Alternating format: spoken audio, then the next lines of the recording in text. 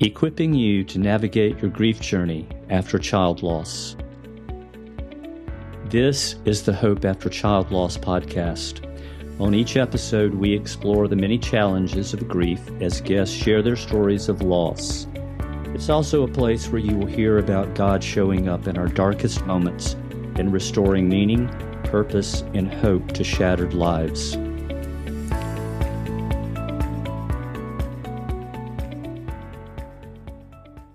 Well, today we are jumping back into our second conversation about loss and grief, but from more of an external perspective. Like, how do we interact with people, right, Greg? Right. How do we go into the world? How is this affecting our communities, our family, our friends? And so I'd love to start with, is it lighthearted? I don't know. But what has been some of those things that people have maybe said to you and Cathy in the moment? Gosh, it hurt really bad because I think people in their kindness, they're trying to say certain things that are loving, but it comes across. It can be really painful. We're kind of taking this as a moment of here's what not to say, or here's some adjustments of how we can be better supporters of our friends and family. And that's a really good question, Danielle. And yes, here we are 8 years later, and I can have a much different perspective on that than I did a few months or even a couple of years into it. I didn't really find it very humorous in the early stages. Now I can look back with grace. I can see from a perspective of, well, they really didn't have a clue. They don't understand. And the truth of the matter is we don't want them to be able to understand because that means they would have to experience it themselves. So as I think back, we live in South Carolina. So in the South, when you meet somebody, typically the first thing out of your mouth is, "Hey, how you doing?" When somebody says that to you, somebody asks you that question, I should say, and it's been a couple of weeks, just lost your child, and somebody asks you how you're doing. All this is happening in your brain in terms of milliseconds. And it's like, really? So let's see. Well, our child died a couple of weeks ago, and, I'm here in the grocery store, and all I wanted to do was to pick this up and get out of here as quickly as I can without having to have this conversation. Because if you really want to know the answer to how am I doing, have you got a couple of hours? Yeah. I mean, really. But of course, they didn't know that. Sure. So, you have to offer, that's why I say you have to offer grace because they don't know.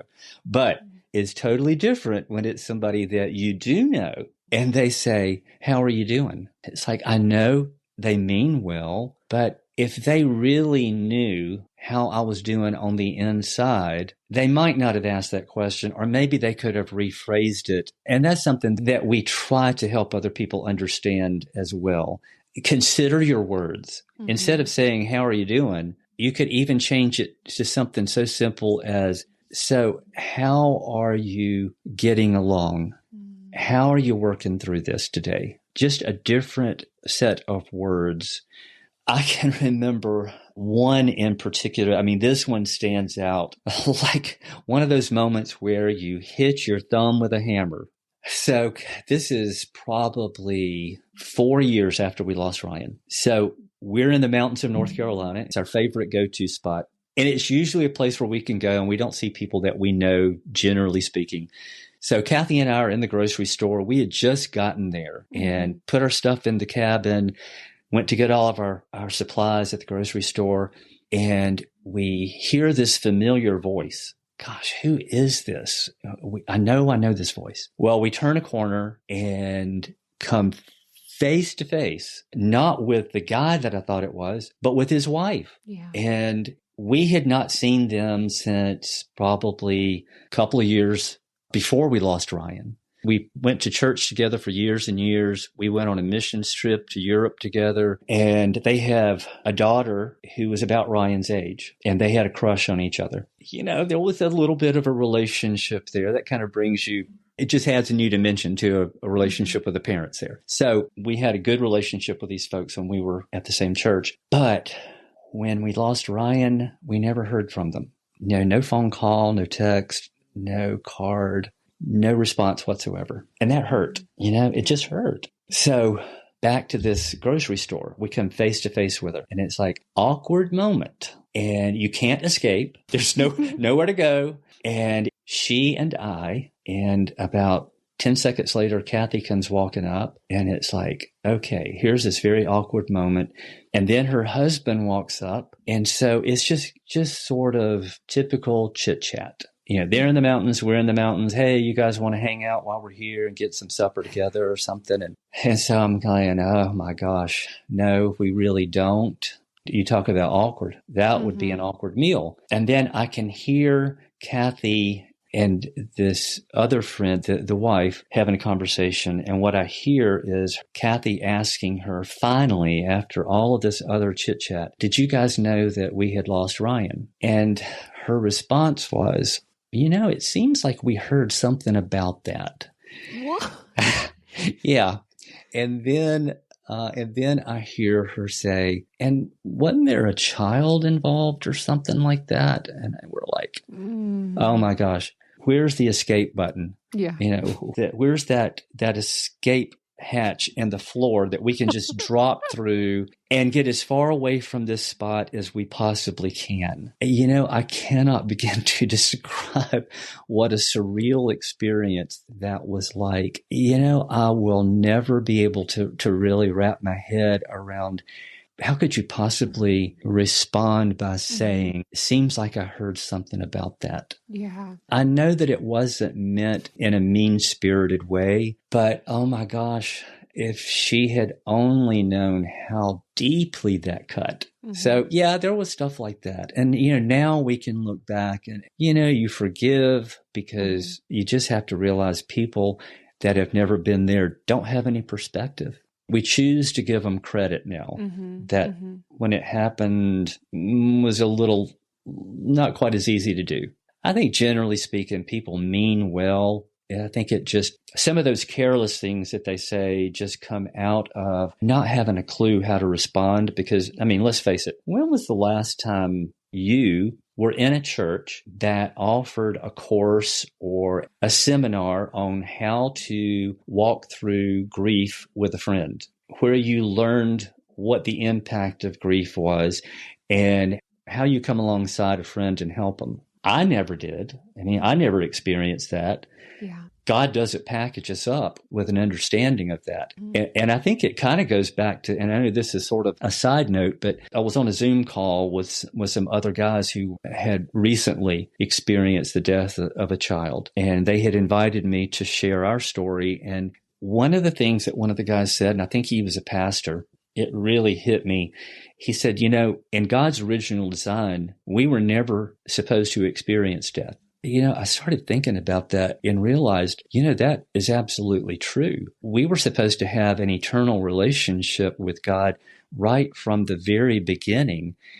And we're the ones who screwed that up through disobedience. And that brought sin into the world that separated us from God. And the result of that is death, physical death and spiritual death. So no wonder it's so awkward for people. And no wonder it's such a hard thing to try to navigate because we were never meant to. It's that weird tension and it's an awkwardness because if we've never experienced grief, we're trying to file through in our mind as the listeners, the person who's in the grocery store of okay, what do I know about this situation? Or what have I experienced that somehow we feel that we can equate what you've experienced. And then it just comes out in a weird thing of oh yeah, I've lost my dog too, and you're just oh, while I'm sorry for your loss, it isn't the same in that sense. And so there's a couple things that I would say to this, because I have said some dumb stuff. I have felt so awkward because I do care, but how do I be sensitive? And so one of the things is for myself personally is just listening.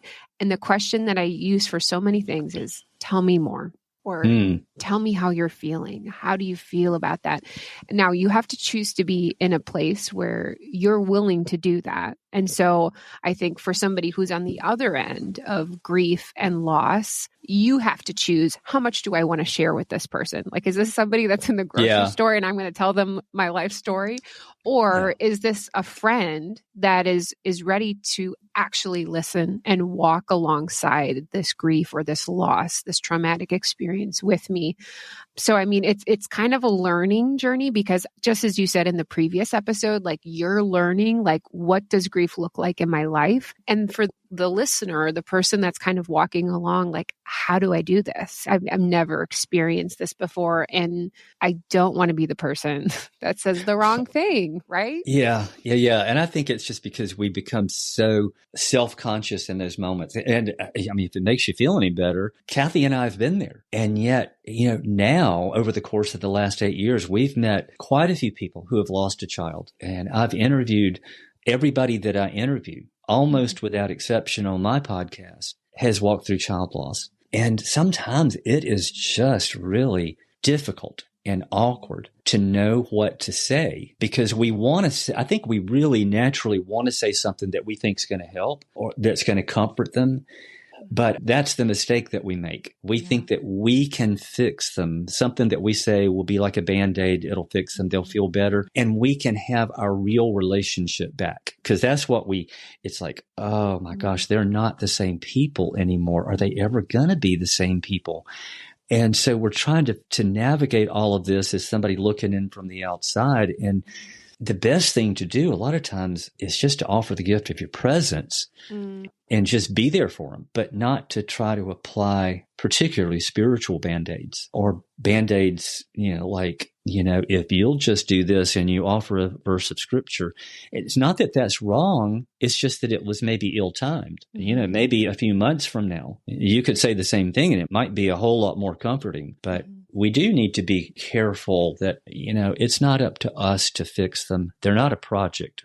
Be careful not to start thinking of your grieving friend as a project that you need to get involved to fix. But be involved, yes. Love on them and be there for them. Yeah. One of the things that we had is like a small group guideline, and there was a whole bunch of them, but it's just one of them I always remember is like, it is not my job to fix people.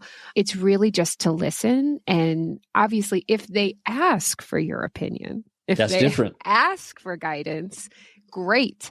But just like to be mindful of that, because for some people's nature, they're just like, okay, well, have you tried this? I have a friend who is dealing with some complications that have come out through COVID, and the amount of things that people have sent her, like she just wants like friendship in her life. She needs people to be there, but they're just like, have you tried these goji berries if you put them in a tea? And she just told me the other day, she's like, I can't even get out of my bed. How am I going to make this tea? Are you going to come over? Yeah, really. When we think about that, just being mindful, it's going to be awkward. It's going to be this weird dance. And hopefully, like you said, like just as out of this relationship of grace. Yeah, I was going to say, just realize that if you think it's awkward for you looking in from the outside, you can multiply that by 1,000 times over how awkward it is for the one who's grieving, trying to act normal. And when they're face to face with you and trying to carry on some level of a relationship, it's just grief it's just so awkward. Nothing easy about it. Yeah. Well, in the previous episode, we talked about really like the internal process, but how do you, when you're ready, I mean, because this journey is going to take different ways for each person, how do you build a support network? Because I think that's really crucial for dealing with grief. Can you talk, Greg, about like what the role of friends or family members, or maybe people like in support groups that you didn't even know existed, have helped play a role in this time that's been really challenging? That is such an important question. I'm glad, really, really glad that you brought that up, because the truth of the matter is, we all are going to face moments like this at some point in our lives. You may not lose a child. I pray you don't. But you're going to face something where you're going to need other people. I mean, if you don't believe it, you just haven't lived long enough. I have. What I would tell you is don't start building that network of people after it happens. It's not to say that it can't be done, but that's not the optimal time to do that. Cathy and I had people in place in our lives already before we lost Ryan, and had for years. We were part of a church fellowship. That's just part of our lives. That's who we are. We were also involved in small groups. And if you're listening today, you don't know what a small group is. Sometimes we call them Bible studies. Sometimes we just call them life groups. But it's just people who are in relationship with each other, friends. Sometimes we go to church together, but we just do life together. We meet, I don't know, maybe once a week, maybe a couple of weeks, couple times a month. We eat together. We hang out, we have a good time, and we just share life, and we talk about just the stuff of life. And sometimes the stuff of life involves the really heavy stuff, loss and grief, and from a lot of different sources. But when something like this happens, they're there. They're already in place. All you have to do is make a phone call. And these are the kind of people that I'm talking about that you could call at 2:00 in the morning. And if you needed them to be there, they would be there. And if there was enough physical distance between you and they couldn't be there immediately, these are the people that would start praying for you right then and there. So yeah, to your point, Danielle, it absolutely is crucial. God did not intend for us to live our lives as the Lone Ranger. We were meant to be in relationships with other people. And it's in life-altering events like that when you really come to understand why that was God's design. Because they do become a lifeline for you. And Cathy and I were just so very blessed to have those people. And we still have some of those same people that we do life with on a regular basis now. That couple that was there with us in the mountains, we still do life together with them. Wow. Yeah, if you don't have it, get it. Do whatever you got to do to get relationships like that. And yeah, it requires a little bit of work. It does. It does require a bit of work. I mean, depending on the season of your life, or maybe you have moved, you're at a different church. It is so hard because is this worth it?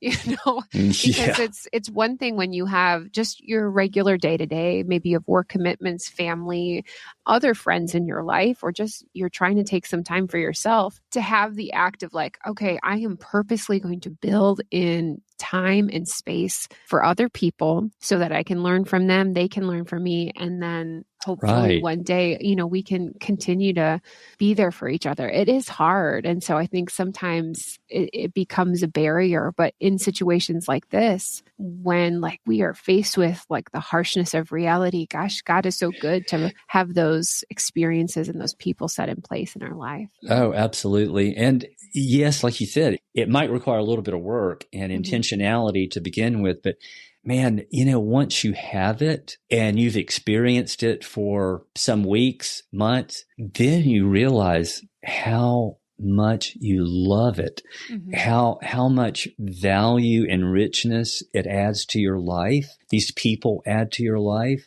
And then you can't imagine life without it. Like I said before about Jesus, if you don't have those kind of people in your life right now, if you're not a part of that, man, if you have any ability to do so, just try it.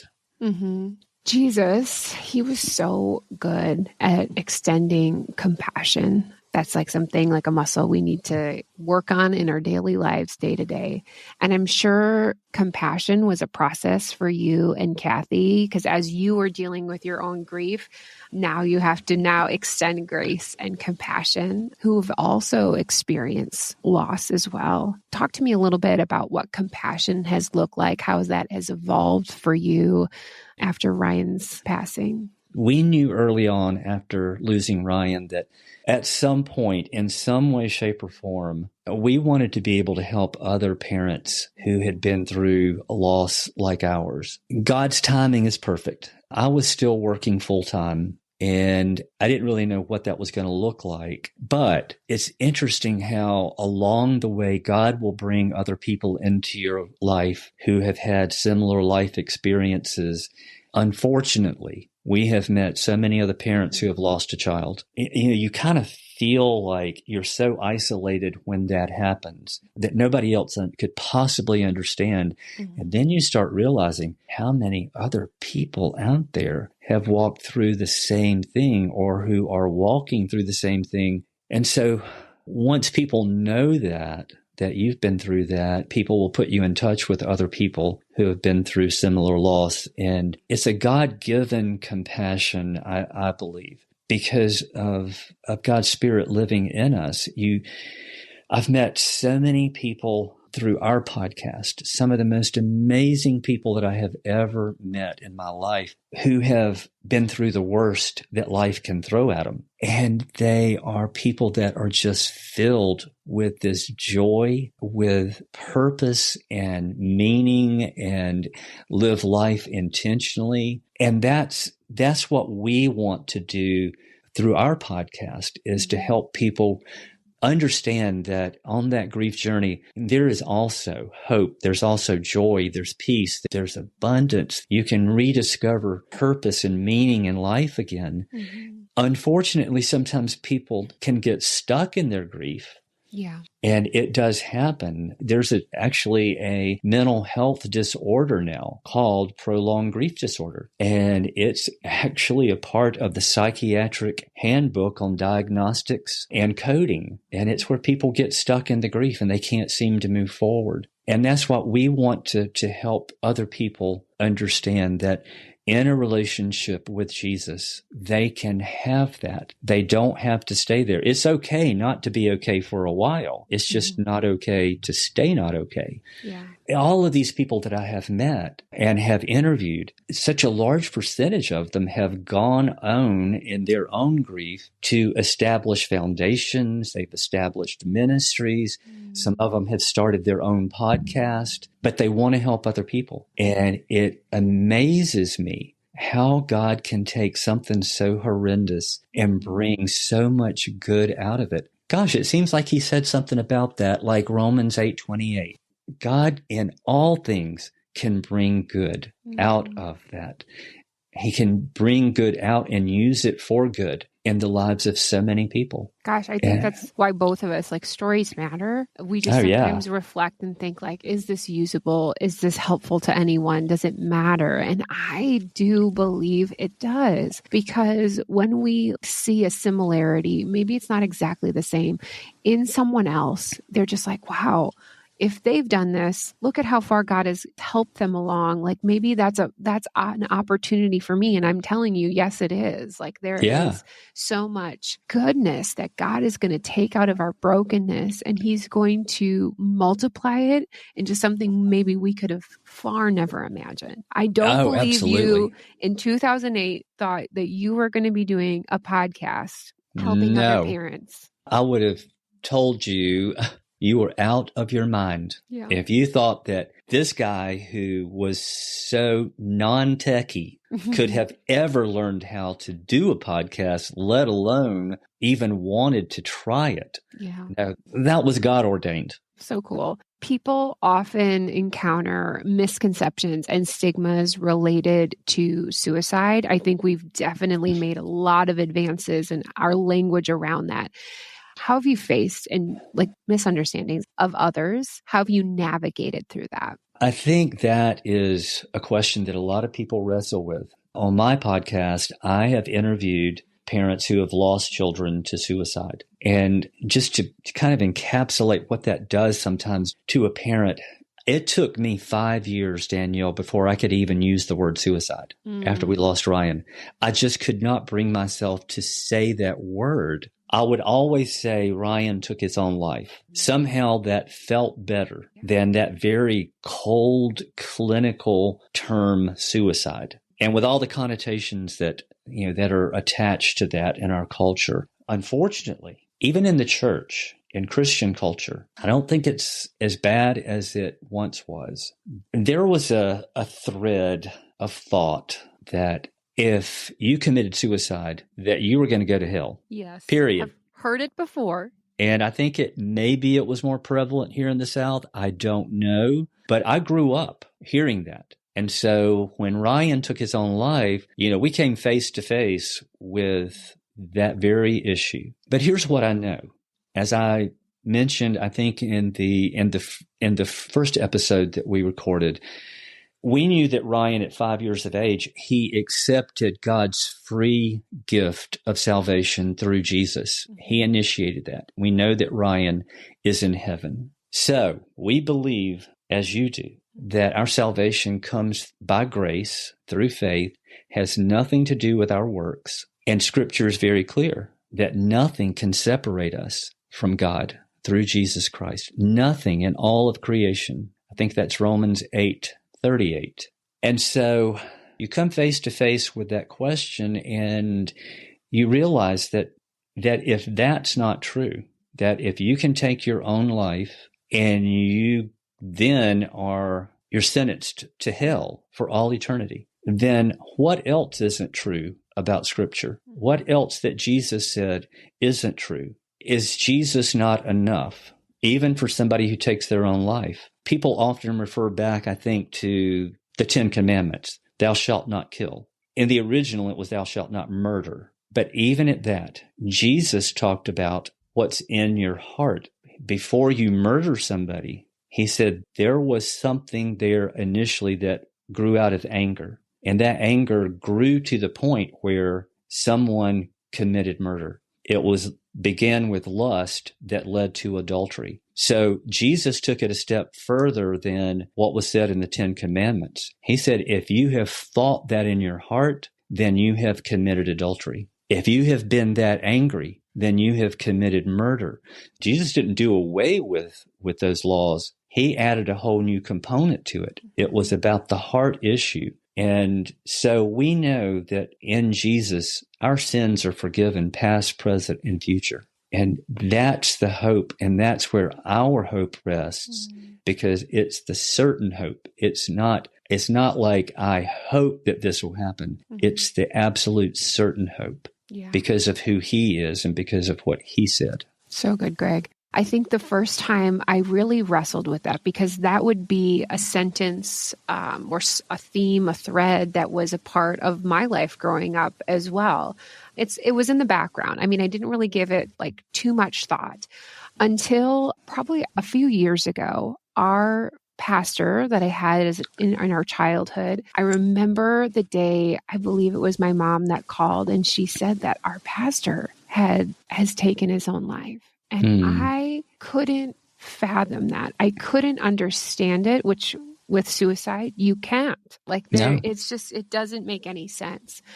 I think for me during that season, I wrestled with that. I'm like, is that what it means? Like I went back to Judas in the Bible. I'm like, did he get to be at Jesus's table in heaven later on? Like, these are just like the things, like the honest conversation, and we love someone. And it's hard to fathom, but I loved what you said. Like God could raise Jesus from the dead. Like, where is like the grace continuum? Does it stop there? So like, even like today, like, does my sin that if I died today, does God say, oh, but remember you didn't say you're sorry for the things that you did today? That's not how it's going to go.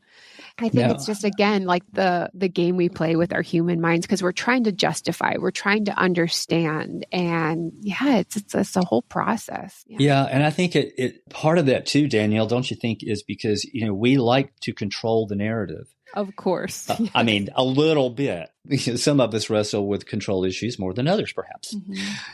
But it goes back to, if that doesn't apply, if what Jesus said about this, if we have decided in our religiosity that this isn't true, then you might as well take the entire Bible and just toss it. Because if one aspect of it is not true, because God's word even says that his word is inerrant, without fault, without any error, it either is or it isn't. Mm-hmm. There's no in between.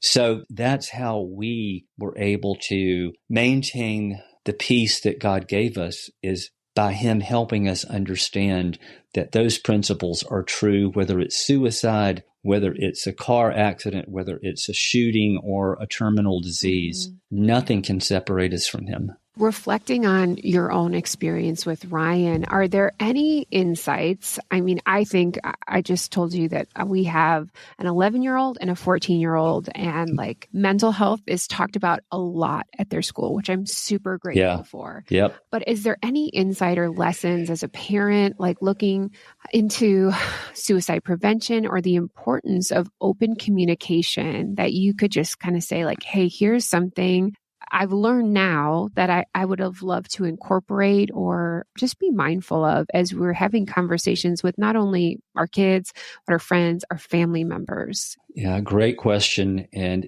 that is encouraging to hear that they are having those conversations in your kids' schools. I think that's something that needs to get even better. You know, we're making strides, and we have made strides over the past couple of decades or so, particularly, I think.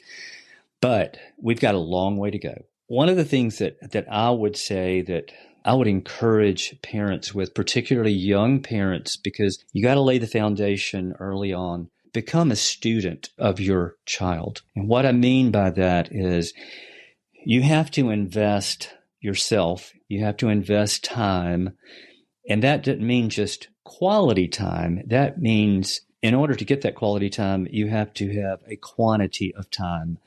Spend time with your children. And when I say be a student of your child, know what makes your child tick. Know your child's characteristics, the things that move them, the things that set them off, the things that they fear and worry about, all of it. And the list just goes on and on and on. But know them, because if you know what's true, then when something that appears to be off, and when you observe that, then you know that there's something that you need to be aware of, that maybe you need to start having a conversation with your child about, because something just doesn't seem right. It probably seems that way because there's something behind it. Yeah. Have an open door of communication with your child, no matter what their behavior looks like, no matter what their choices and decisions are that you don't like. Keep the door of communication open, and always, always, always communicate to them that you love them, even though you may not love their behavior or their choices and decisions. Because then you can at least have an open door into what's going on in their heart.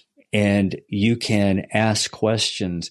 You can let them tell you what's going on instead of, because I found myself doing this when Ryan was a teenager. It felt like we couldn't put out one fire fast enough before another fire popped up somewhere else. Yeah. And so it was like we constantly just were putting out little fires. If I had known what I know now, and had actually tried to get to the root of what was causing that fire, whether it was me sitting down and asking him more questions, or getting him in front of a counselor who could have done it a whole lot better than me, then could that have possibly changed outcomes along the way? But ultimately, the outcome of him taking his own life, because, as I said in that first episode, there were things that we learned 3 years later that had we known when he was living, maybe if we had known those things, we could have gotten him the help that he needed.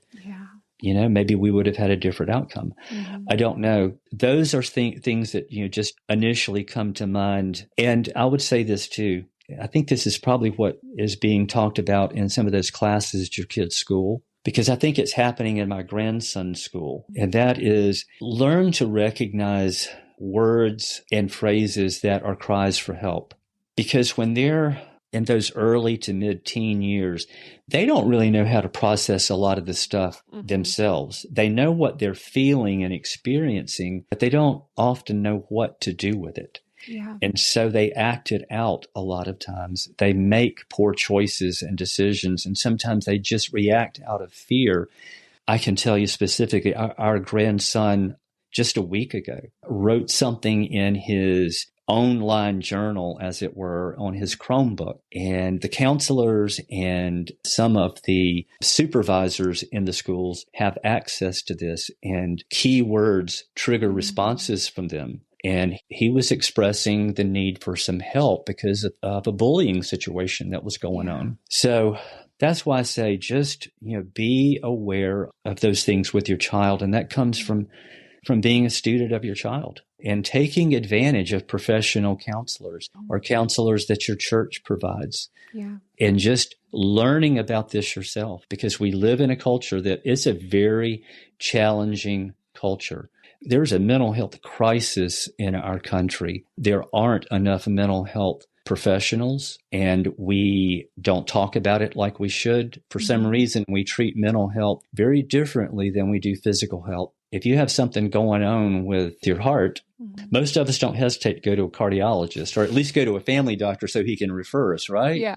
And we don't have any trouble taking those medications or going through some diagnostic procedure to make sure that, our heart's like in the kind of shape that it ought to be, because our life depends on it, right? Why don't we do that with mental health? Why do we treat our brain like it's nothing but an emotion? And if we were just strong enough, and if we just prayed enough, and if we just did that enough and didn't do that enough, that we would be all better. But that's not the case. There's some stigma, unfortunately, that's still associated with it. And there shouldn't be, particularly in the Christian community. Absolutely. Yeah. A couple years ago, the majority of our family went to counseling, but who didn't after COVID, right? Reed, our youngest, I would say both of our children, we try our best to be intentional with them. Our oldest daughter, we can't stop her from talking sometimes. So that's easy. But for Reed, things that his anxiety was manifesting in a breathing, and it was scaring him at night. And so as a parent, obviously you want to help, but I'm just like, is it time to see a therapist? And also not knowing exactly what he was saying in there, that was killing me. I was just like, yeah, I bet. What's going on? And I just had to give in to the fact, this person is trained. She loves our child, and that we are providing him an opportunity and understanding of how to deal and manage his emotions. I mean, he's young, he's figuring things out. And what does that look like? And yeah, so I would say if somebody is like, gosh, do I go to therapy? Should that be an option for my child? Absolutely. I think when we think of when somebody says just pray about it. And I was one of those people that used to say that all the time. I think God gives us so many opportunities. He gives us medical professionals. He gives us medicine. He gives us support systems where we need to reach out externally, utilize and partake of all of the gifts that God has given us so that we can better ourselves. Don't be ashamed of that. I think that is the pinpoint where Satan tries to hold on to our lives and say, oh, you couldn't do this by yourself. Gosh, that's such a bummer that, you have to take medication. Who cares? You have to take medication with diabetes or allergies. Or that lie about, well, you know what they're going to think about that. When these other people find out that my child is going to counseling or that I'm going to counseling, you know what they're going to be thinking. And probably most people aren't thinking about that. So you thinking about that. Yeah. And so don't let pride get in the way. Just take advantage. Like you were just saying, God provided these gifted physicians and psychiatrists and counselors. Why would we not take advantage of it? I mean, it's like if you were drowning and you had your hand up out of the water and somebody that you didn't even like put their hand up to get you, would you say, nope, not you? I'll wait for somebody that I like to go. You know what I mean? Yeah. I mean, we need to put stuff like that to the side and do what's right. Yeah. And again, that goes back to why stories matter. I think once we shine a light on these pain points of our lives, these things that are holding us back, that are challenges for us, gosh, then it just helps others know that I am not alone, because the majority of it is so many people are struggling and feeling those same feelings. Yeah. And they're just like, thank you. Thank you. I know that I'm not alone. I'm not the only one. Because when we enclose ourselves, like I said earlier, captivate ourselves in this cell, we need to break free. And God is going to help you do that. There's so much freedom in that. When you can share your story, it really does help aid the healing process. And it allows you to be able to process through how you're feeling as you're expressing your thoughts. And not only do you benefit, but as Danielle, as you just said, other people benefit because they suddenly realize they're not going through this all by themselves, and they're not the first one to ever go through it. Other people have and are. And I think through our stories, God connects us at a heart level. I mean, we could give them information about how to heal and how to walk through the process. But when they actually get connected at a heart level by hearing our story and what we've lived and what God's done in our lives, I think it's that much more encouraging, don't you? Absolutely. And Greg, I know we could continue. We could go on. Both of us are chatters. Yeah. We could go on for hours here. So I appreciate your friendship. I'm thankful for the work that you and Cathy do, and also just the way that you've shared honestly about what you have walked through in this season. And I'm just so hopeful as we continue to share stories and talk about these conversations that people find their way to God. They find a path to know that they're not alone. Absolutely. And I would echo something that Danielle just said. Cathy and I value our relationship, our friendship with you, Danielle. And for those of you who don't know, we actually got to meet briefly last summer in South Carolina, put faces with names and conversations. And, we are so blessed to have you guys in our lives. And thank you so much for making this happen. It's interesting to be on this end of a podcast because normally, like you, I'm hosting. So it was fun. It's a hard subject, but this has been good because I think it does give people hopefully an accurate glimpse into what life is like and that there is hope. Thank you, Danielle, and thank you for all that you do on your podcast.